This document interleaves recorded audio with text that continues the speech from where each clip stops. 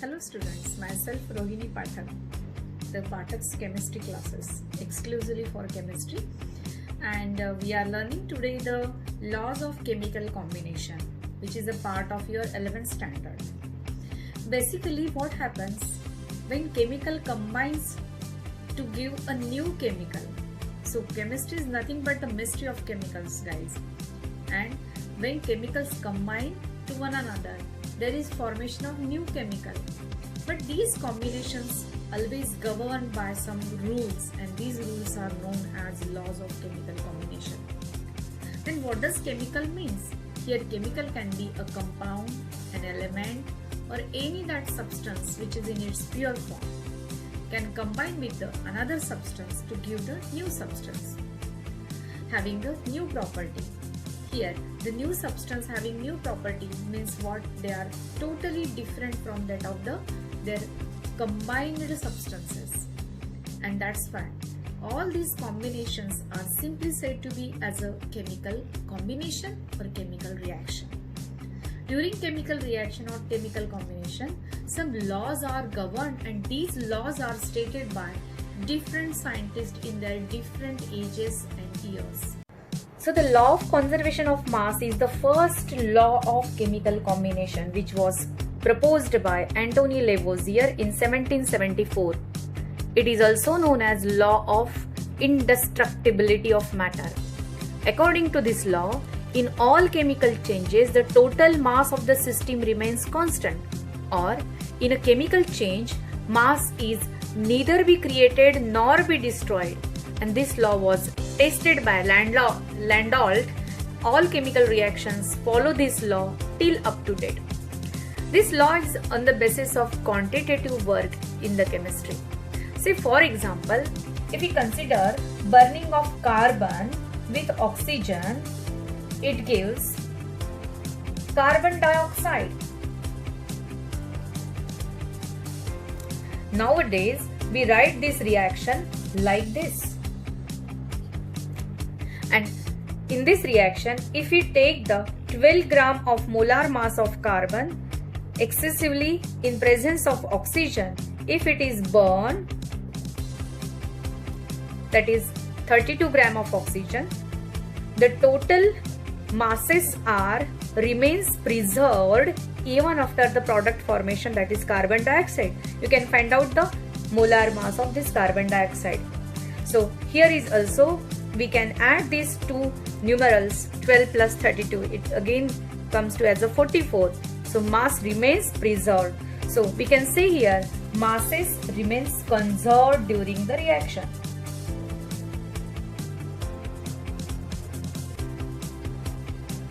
Masses remains conserved during chemical combination or chemical reaction.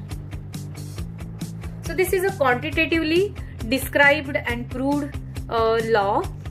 Say for example, we consider another example, that is 1.7 gram of silver nitrate dissolved in 100 gram of water is taken, and 0.585 gram of sodium chloride dissolved in 100 gram of water. It means that we are studying the reaction between silver nitrate and sodium chloride.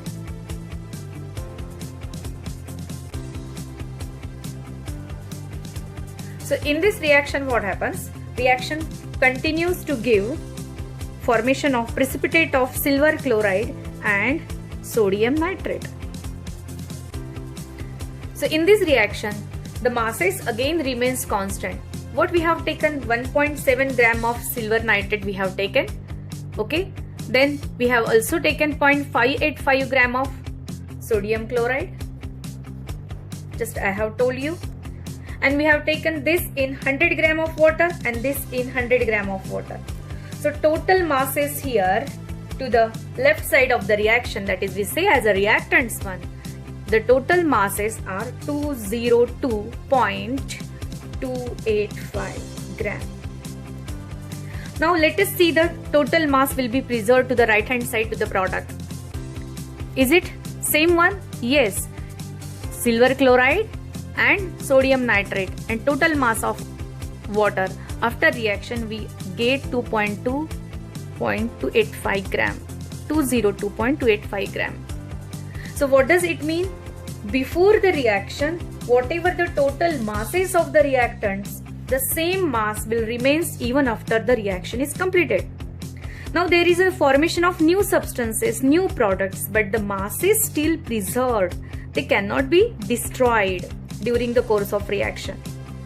Hence, this law is also known as the law of indestructibility of the matter. This law was first proposed by Antoine Lavoisier, and he was also known as the father of chemistry. So this is about law of conservation of mass. Now let us see the second law of combination, that is law of definite proportion or law of constant proportion.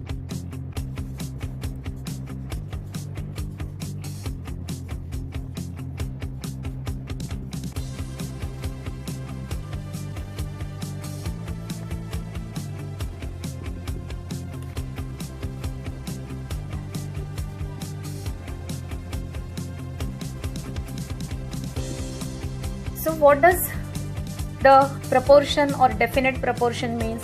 Again here we are comparing the amounts of the combining substances. This law was proposed by Proust in 1799, and this is stated as a chemical compound always contains the same element combined together in fixed proportion by mass. I will repeat, a chemical compound always contains same elements combined together in fixed proportion by masses. That is, chemical compounds has a fixed composition. It does not depend upon the method of its preparation or the source from which it has been obtained. So, always the chemical substances are combined in the definite chemical composition or definite proportions. That's why the law is said to be as a law of definite proportion or law of constant proportion. For example, carbon dioxide can be obtained by using any of following method. Say for example, we can heat calcium carbonate to give calcium oxide and carbon dioxide. So carbon dioxide formation can be easily seen by this reaction. So heating of calcium carbonate. We can also heat sodium bicarbonate to obtain carbon dioxide. We can also heat carbon in presence of oxygen to obtain the carbon dioxide. So carbon dioxide is formed by any of this process. But formation of carbon dioxide contains only two elements, carbon and oxygen. And the composition of these two elements, carbon and oxygen, is always definite, that is in 3:8 proportion. The ratio of the carbon and oxygen always combine in the 3:2 or 12:32.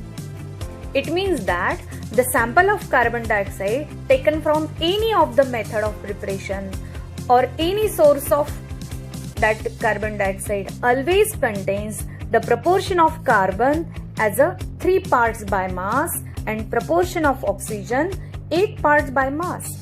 It means that 3:8, this composition is always fixed in the carbon dioxide.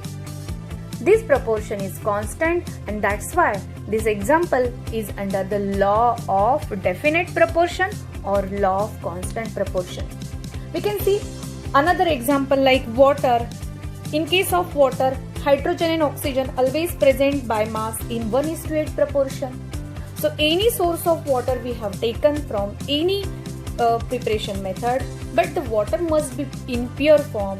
In such pure component, in such pure compound of water, the proportion of hydrogen and proportion of oxygen by mass always present in 1:8 form. So again here constant proportion we can observe. If we take the example of three components, for example carbon, hydrogen, oxygen, they are combined in a fixed ratio to form ethyl alcohol, that is C2H5OH. Here carbon, hydrogen and oxygen. These three components are in the ratio of 12:3:8. So whatever the source of formation of this ethyl alcohol, whatever the method of preparation of this ethyl alcohol, whatever the area or the nature of that particular area to obtain this ethyl alcohol, but if it is in pure form, always these three elements, that is carbon, hydrogen, oxygen, present in the definite proportion, that is 12:3:8. This means that ethyl alcohol in its pure form shows its elementary composition in the proportion of 12:3:8, which is again constant. So we can take such a various example in which we can see the elements in their compound, elements in their pure compound always present in the definite constant proportion. So this is the law of definite proportion or law of constant proportion. Now the third law of chemical combination, that is law of multiple proportion. This law was stated by John Dalton in 1808.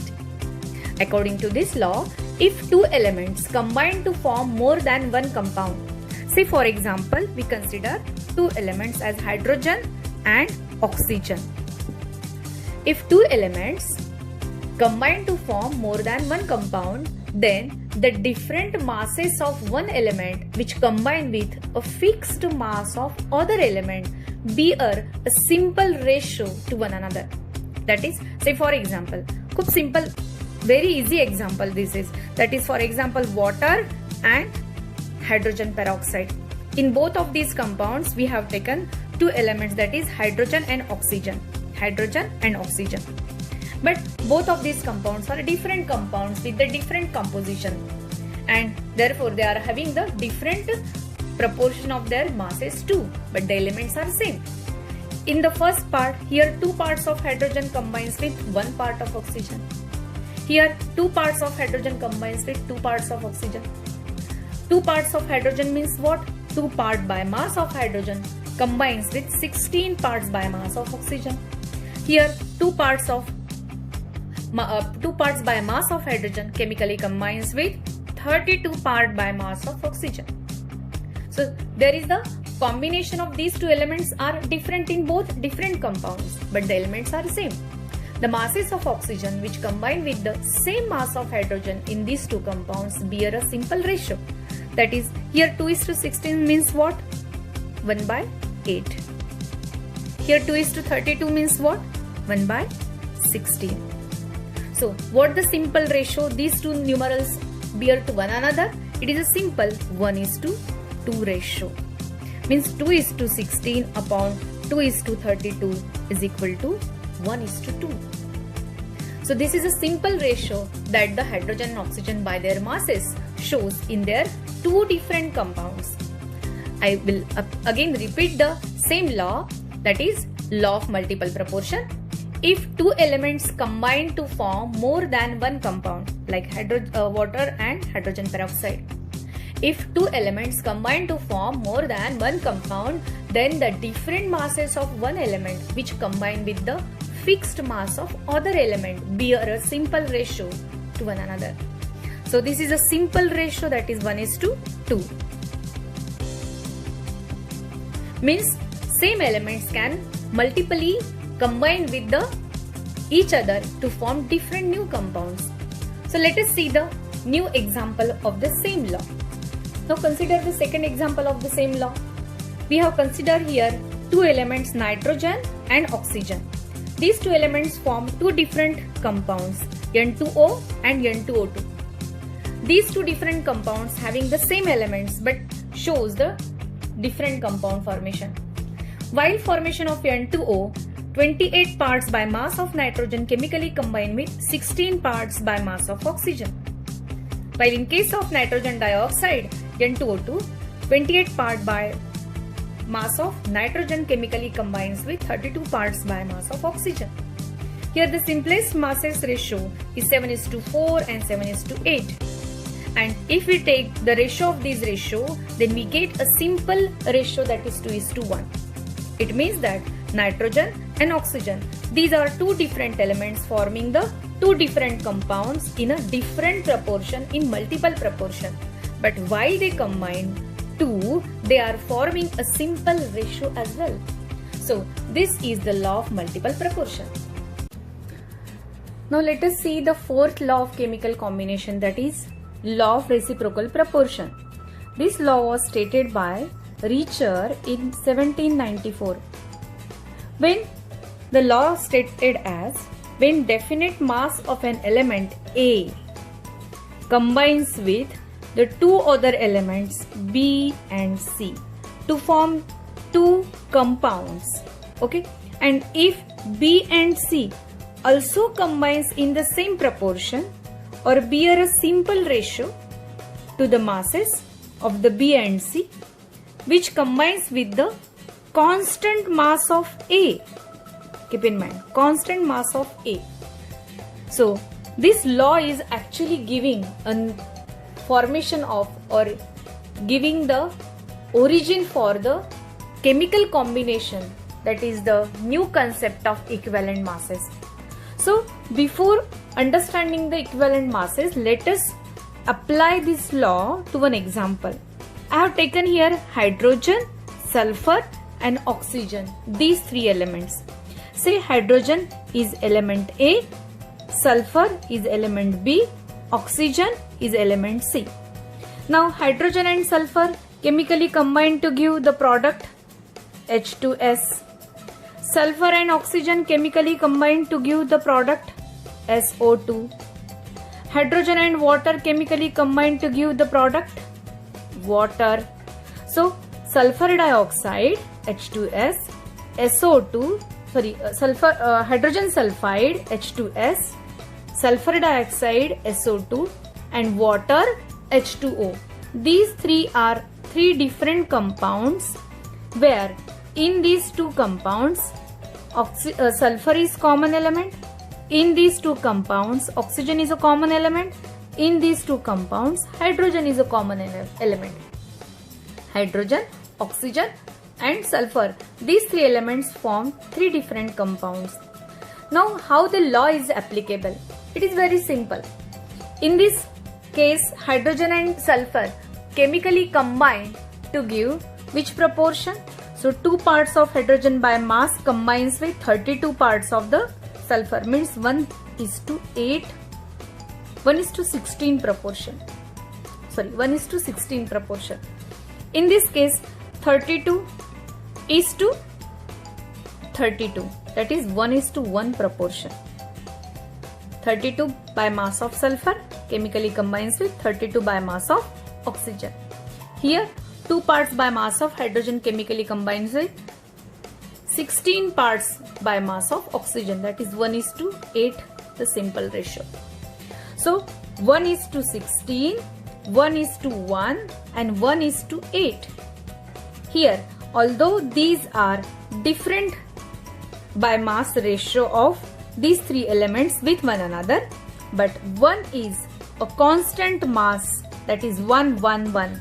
So the law states that B and C which combines with the constant mass of A. So B and C means what? Here B is this sulfur and C this is oxygen.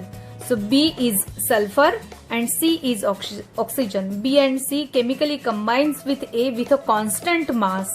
So we can see here the constant mass in the ratio. In short, the statement of law is, we can say here, all chemical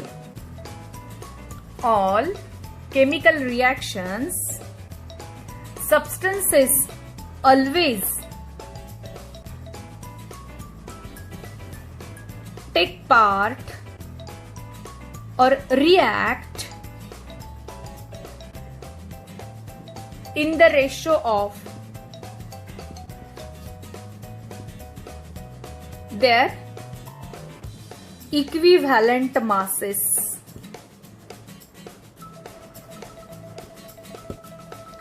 Means what?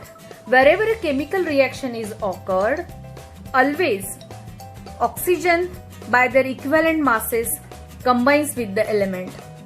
Wherever chemical reaction is occurred, sulfur can combines with the another element by their equivalent mass. Or wherever there is a reaction by hydrogen with any element, hydrogen always chemically combine with their equivalent mass. Then what is this equivalent mass? It is a simple one.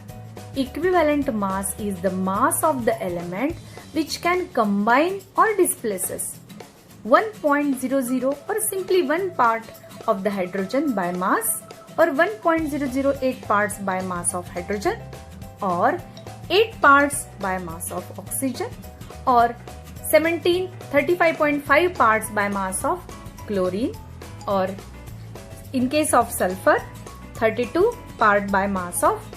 So in case of different element, the equivalent weight is different, and this equivalent weight can be calculated by atomic weight divided by its valency. So atomic weight of that element divided by its valency, we get the equivalent weight of that element. The concept of equivalent is very much important for the reaction to understand, but nowadays this concept is not considered, and this law is also not in your syllabus, that is law of reciprocal proportion. But still there are 5 laws of chemical combination, and we are also touching this law of reciprocal proportion, and what the concept behind it we can study with the example of these elements. So that's it. The law of reciprocal proportion gives an idea about the equivalent masses. All the chemical reaction in that substances always react in the ratio of their equivalent masses. That's it. So let us see the 5th law of chemical combination, that is law of gaseous volume. Law of gaseous volume was first proposed by Gay-Lussac in 1808. This law is applicable to the simple gaseous reaction. That is, this law states that, or according to this law, the gases reacts with each other in a simple ratio of their volumes. Here the concept of mass is not considered. Being a element or being our reactant part in a gaseous state, or we are considering here only the simple gaseous reaction, and these gases are then measurable in terms of their volumes, not by masses. And hence, related to the volume, the law is proposed as gases react with each other in the simple ratio of their volume. According to law of gaseous volumes, the gases react with each other in simple ratio of their volumes, and if the product is also in gaseous state, then the volume of the product also bears a simple ratio with the volume of gaseous reactants. When all volumes are measured under the same conditions of temperature and pressure. Say for example, we consider the reaction between hydrogen and chlorine at the constant temperature and pressure. If the temperature and pressure both remains constant, then 1 volume of hydrogen chemically combine with 1 volume of chlorine to give 2 volumes of hydrogen chloride. It means that here the simplest ratio of the gases, volumes of the gases of reactants and products is 1:1:2. Here no doubt volume is not added here. Here volume is not additive property. This doesn't mean that the one volume of the hydrogen combines with 1 volume of chlorine, 1 plus 1 means 2. No. This is not. But here the simple is that one volume part of the hydrogen chemically combined with 1 volume part of the chlorine to give the 2 part volume of the hydrogen chloride gas. We can also take another example, that is formation of ammonia from nitrogen and hydrogen, which is again a simplest gaseous reaction. Like this. Now we can say here 1 volume of nitrogen chemically combined with 3 volumes of hydrogen to give 2 volumes of ammonia. So you can observe here 1 plus 3 is not 4. Here the 2 volumes of the formation of product gas, that is ammonia. 1 volume part of the nitrogen gas chemically combined with 3 volume part of the hydrogen to give 2 volume of the product formation ammonia. So here is also 1:3 as a simplest ratio to one another. Again, this is also having the simple ratio with the product volume 2. So 1:3:2. This is the simplest ratio. And this law is said to be as a law of gaseous volume. No doubt, this law is very simple and it is also applicable to the simplest gaseous reaction where the reactants are also gases and product gas is also gas. So this is the law of gaseous volumes. So these 5 laws are giving the 5 different concepts to understand the laws of chemical combination. But basic laws of chemical combination tells us that during a chemical reaction, we can carry out these reactions quantitatively along with qualitatively. So the understanding part of chemical combination, laws of chemical combination is that we can measure these chemical reactions quantitatively as well. Thank you.